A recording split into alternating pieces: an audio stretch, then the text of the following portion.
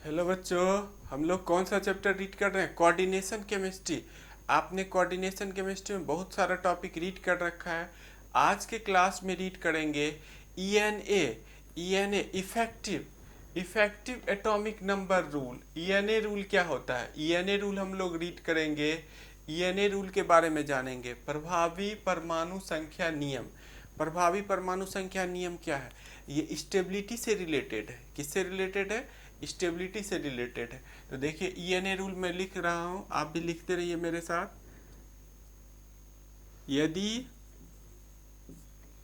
किसी जटिल यौगिक में किसी जटिल यौगिक में केंद्रीय धातु का केंद्रीय धातु के ईएनए का मान अक्रिय अक्रिय गैस अक्रिय गैस के परमाणु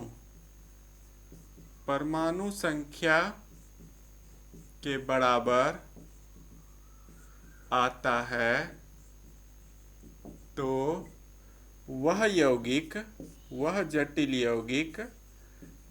यौगिक अस्थायित्व होता है। अस्थाई स्टेबल होता है। अभी हम ईएनए वैल्यू निकालने सिखाएंगे। पहले आप इसको कॉपी कीजिए। ये हमने क्या लिखा है? ईएनए रूल है। ईएनए रूल यही है। यदि किसी जटिल यौगिक में केंद्रीय धातु के ईएनए का मान अक्रिय गैस के परमाणु संख्या के बराबर होता है तो वह जटिल यौगिक अस्थाई यौगिक होता है, स्टेबल यौगिक होगा। ओके, कॉपी कर लीजिए आप इसको। ये भी आपने कॉपी किया होगा।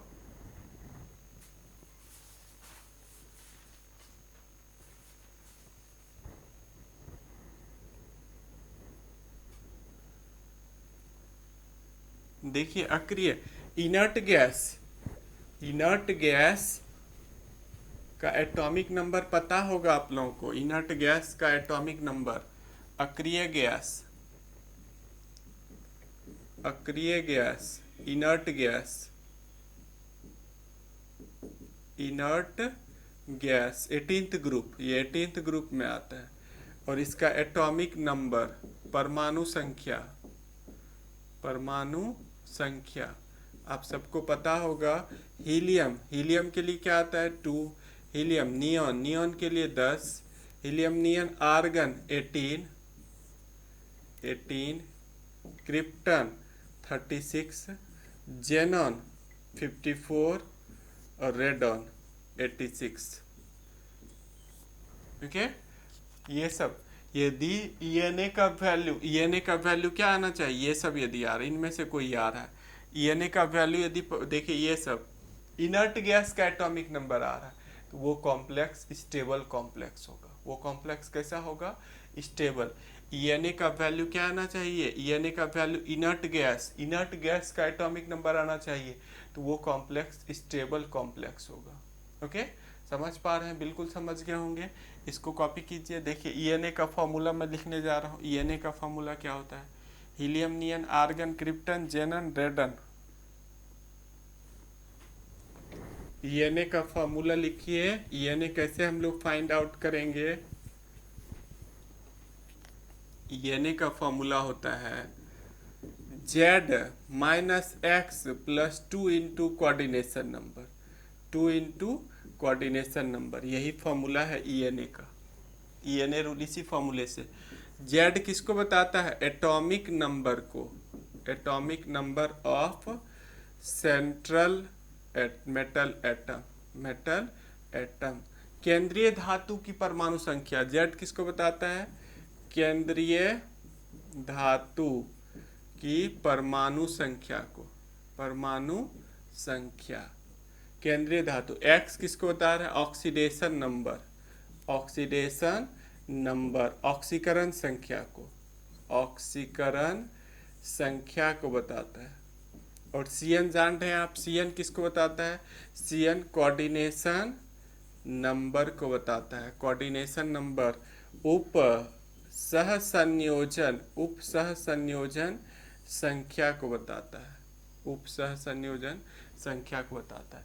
मीन्स यदि ये फॉर्मूला आप याद रखते हैं, ये फॉर्मूला यदि आप याद रखते हैं, इससे हम लोग ईएनए वैल्यू निकालेंगे। बोर्ड एग्जाम में, एंट्रेंस एग्जाम में ये इम्पोर्टेंट क्वेश्चन है। हर साल 1-2 क्वेश्चन रहता है ईएनए पर, ईएनए वैल्यू दे देगा निकालने आपको। ओके, तो आपको अच्छे से ईएनए वैल्यू निकालने आना चाहिए। कॉपी कर लिए होंगे, देखिए फटाफट मेरे साथ लिखते रहिए, 100% आपको आएगा। फिर क्या जेड किसको बता रहा है? केंद्रीय धातु का परमाणु संख्या, ये मेटल एटम जो central metal atom. X oxidation number को बता रहा है, ऑक्सीकरण संख्या। सीएन कोऑर्डिनेशन नंबर को बता रहा है, उप सहसंयोजन संख्या। कोऑर्डिनेशन नंबर क्या होता है ये सब पहले आप कर रखे हैं। ऑक्सीडेशन नंबर कैसे निकालते हैं आपको पता है। ओके, फटाफट आप कॉपी कीजिए। नेक्स्ट देखिए, मैं कोई कॉम्प्लेक्स लेके देखिए ईएनए वैल्यू निकालने जा रहा हूँ। मैंने देखिए एक कॉम्प्लेक्स ले लिया और उसका ईएनए वैल्यू निकालेंगे। जैसे K4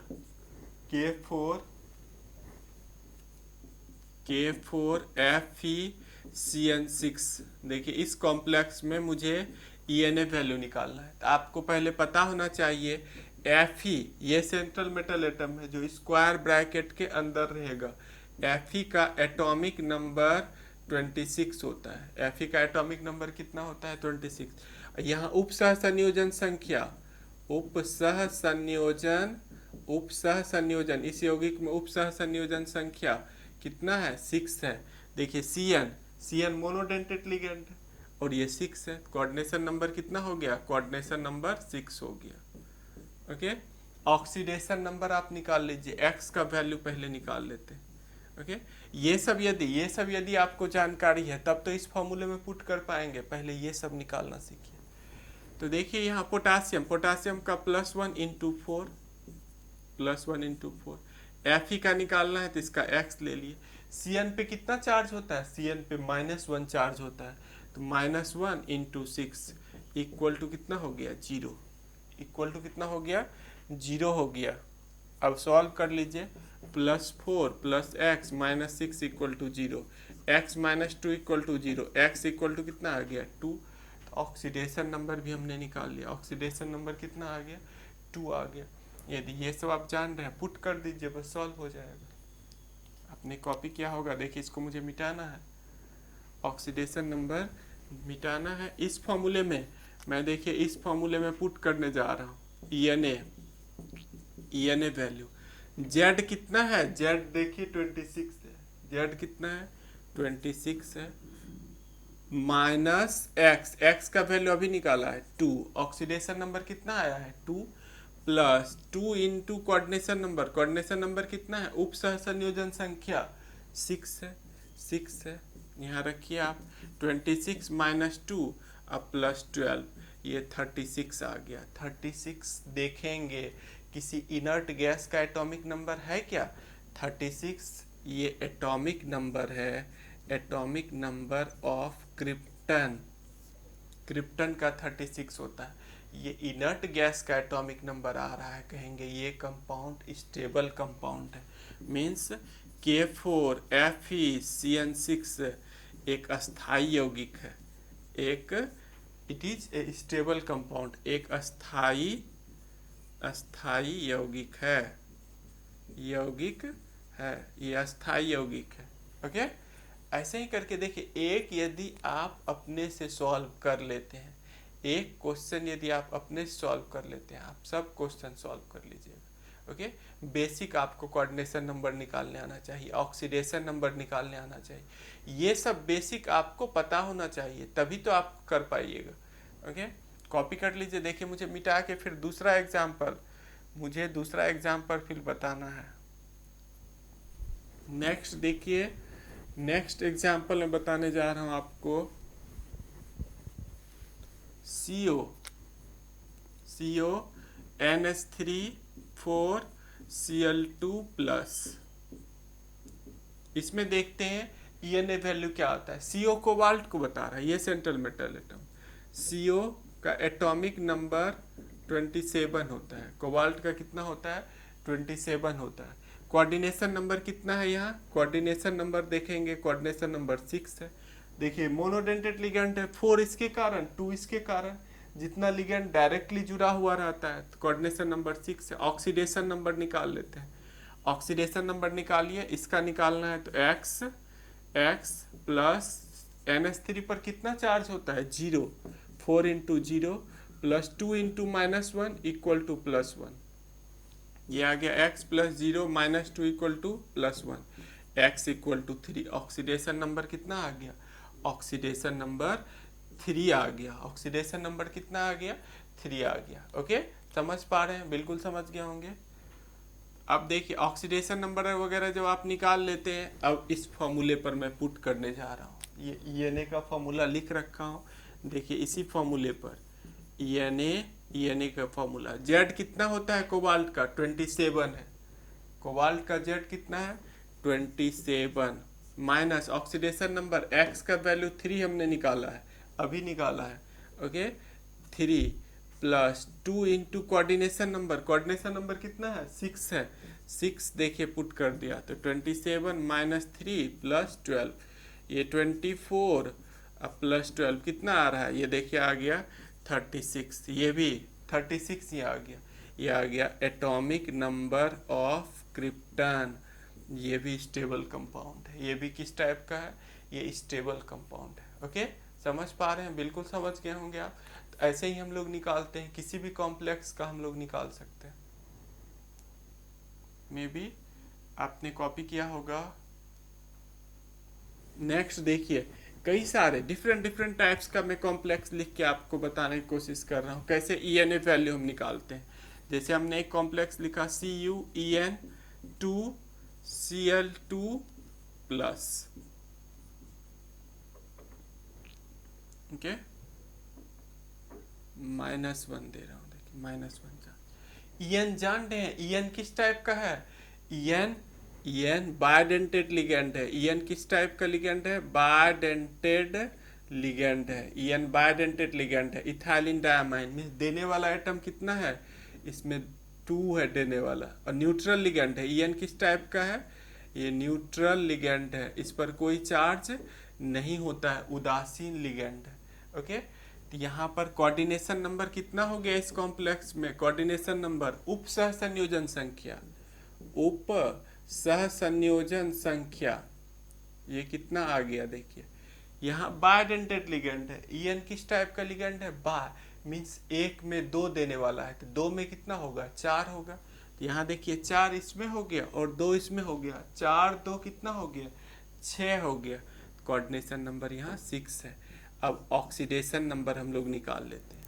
ऑक्सीडेशन नंबर इसका देखिए मुझे निकालना है, तो इसका X ले लिए। EN पर कोई चार्ज नहीं होता, EN न्यूट्रल लिगेंड है। EN किस टाइप का है, न्यूट्रल, तो 2 into 0 plus 2 into -1 equal to कितना है, देखिए -1 इक्वल टू कितना है -1, x plus 0 -2 equal to -1, x equal to -1 plus 2 कितना आ रहा है +1। इसका ऑक्सीडेशन नंबर कितना आ गया +1, कितना आ गया ऑक्सीडेशन नंबर +1। तो ये सब आप जब पता रहता है आपको, Cu का एटॉमिक नंबर 29 होता है, कॉपर का कितना होता है परमाणु संख्या, ये परमाणु संख्या है आपका 29 होता है। ओके, देखिए कभी कभी मुझे याद नहीं रहता है कि हिंदी का मैं करा रहा हूँ कि इंग्लिश का करा रहा हूँ, तो मैं अपने धुन में बढ़ते चला जाता हूँ, तो आप थोड़ा बहुत इंग्लिश का टर्म वगैरह सीखा कीजिए। देखिए ऑक्सीडेशन नंबर मैंने निकाल लिया, ऑक्सीडेशन नंबर वगैरह सब मैंने निकाल लिया। अब मुझे फॉर्मूले पर पुट करना है केवल, अब मुझे ऊपर वाले फॉर्मूले पर, देखिए इस फॉर्मूले पर मैं पुट करने जा रहा हूँ।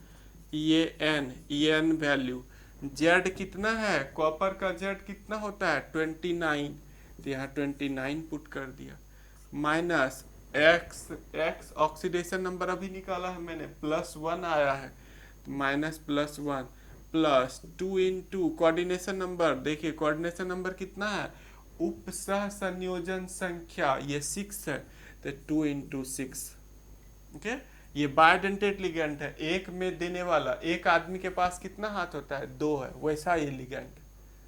ये मोनोडेंटेड है, मतलब एक आदमी के पास एक ही हाथ है, तो ये मोनोडेंटेड है। और ये कैसा लिगेंड है? बायोडेंटेड है, मतलब टू डोनर एटम है, देने वाला कितना है?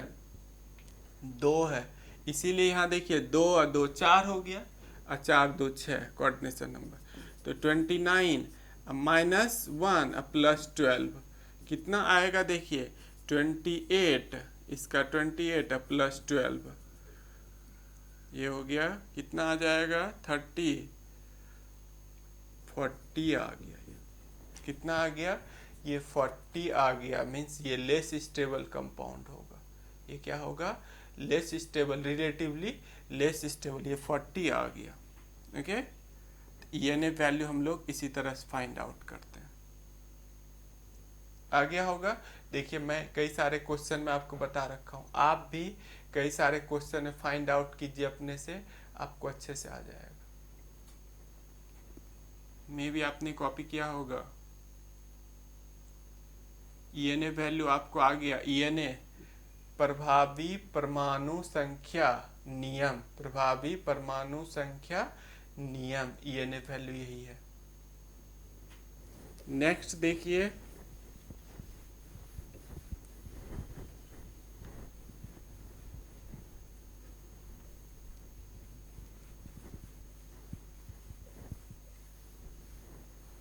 कॉम्प्लेक्स कंपाउंड को टू पार्ट में डिवाइड किया गया है। कॉम्प्लेक्स कंपाउंड कितने टाइप्स का होता है? टू टाइप्स का। तो लिखिए, छोटा सा टॉपिक जो पहले मुझे बताना था छूट गया है, वही मैं बता रहा हूँ। Types of complex compound, types of complex compound. जटिल यौगिक के प्रकार, जटिल यौगिक के प्रकार। जटिल यौगिक दो प्रकार का होता है। फर्स्ट होता है होमोलैप्टिक, होमोलैप्टिक कॉम्प्लेक्स। पहला कौन सा है? होमोलैप्टिक। और सेकेंड है हेट्रोलैप्टिक, हेट्रोलैप्टिक कॉम्प्लेक्स।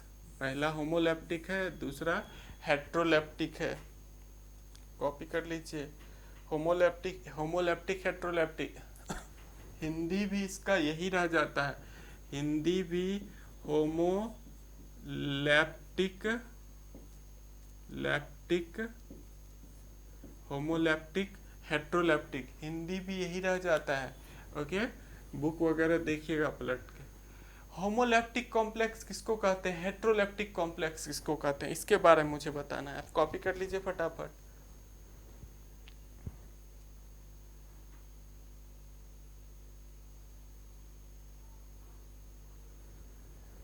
देखिए पहला मैं बताने जा रहा हूँ होमोलैप्टिक। लिखिए आप लोग इसका डेफिनेशन। वैसा जटिल यौगिक, वैसा जटिल यौगिक जिसमें केंद्रीय धातु, केंद्रीय धातु परमाणु एक ही प्रकार के, एक ही प्रकार के लिगेंड से जुड़ा रहता है, जुड़ा रहता है, उसे होमोलैप्टिक, होमोलैप्टिक जटिल कहते हैं, जटिल कहते हैं। ओके, होमोलैप्टिक कॉम्प्लेक्स इसको कहेंगे। वैसा जटिल यौगिक जिसमें केंद्रीय धातु परमाणु एक ही प्रकार के लिगेंड से जुड़ा रहता है, उसमें दूसरा लिगेंड नहीं पाया जाता है। जैसे देखिए इसका एग्जाम्पल, इसका एग्जाम्पल है CONH3 6। इसमें कोई दूसरा लिगेंड है? देखिए एक ही लिगेंड है, 3+। दूसरा देखिए PTOX3 2-। देखिए इसमें NH3 एक ही तरह का लिगेंड है सब, OX इसमें एक ही तरह का लिगेंड है। मीन्स वैसा जटिल यौगिक जिसमें एक ही प्रकार का सब लिगेंड है, दूसरा लिगेंड नहीं रहेगा, उसको हम लोग क्या कहेंगे? होमोलैप्टिक। इसका आगे मुझे यूज आने वाला है आइसोमेरिज्म में। होमोलैप्टिक कॉम्प्लेक्स क्या होता है, हेट्रोलैप्टिक कॉम्प्लेक्स क्या होता है। होमोलैप्टिक कॉम्प्लेक्स किसको कहेंगे? वैसा जटिल यौगिक जिसमें केंद्रीय धातु परमाणु एक ही प्रकार के लिगेंड से जुड़ा रहता है।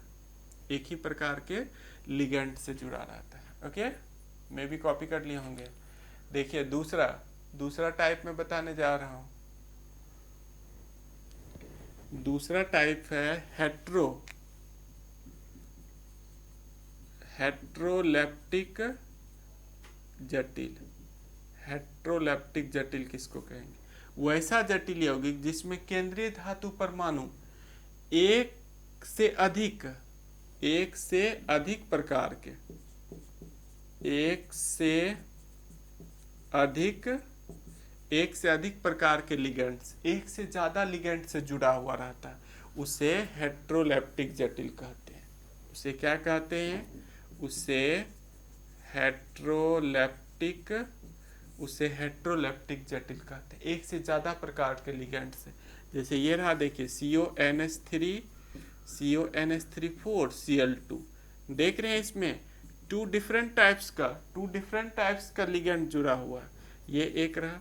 दूसरा देखिए PTOX2 Cl2, देख रहे हैं यहाँ भी टू डिफरेंट टाइप्स का लिगेंड जुड़ा हुआ है, जिसमें एक से ज्यादा टाइप का लिगेंड जुड़ा हुआ रहेगा, उसको हम लोग क्या कहेंगे? Heteroleptic complex. ओके, वैसा जटिल यौगिक जिसमें केंद्रीय धातु परमाणु एक से अधिक प्रकार के लिगेंड से जुड़ा रहता है। समझ पा रहे हैं? बिल्कुल समझ गए होंगे आप। कॉम्प्लेक्स कंपाउंड कितने टाइप्स का हो गया? 2 टाइप्स का हो गया, एक होमोलेप्टिक, दूसरा हेट्रोलेप्टिक। हिंदी इंग्लिश इसका टर्म यही बुक में नाम लिखा है, होमोलेप्टिक हेट्रोलेप्टिक। ओके, कॉपी कर लीजिए आप इसको।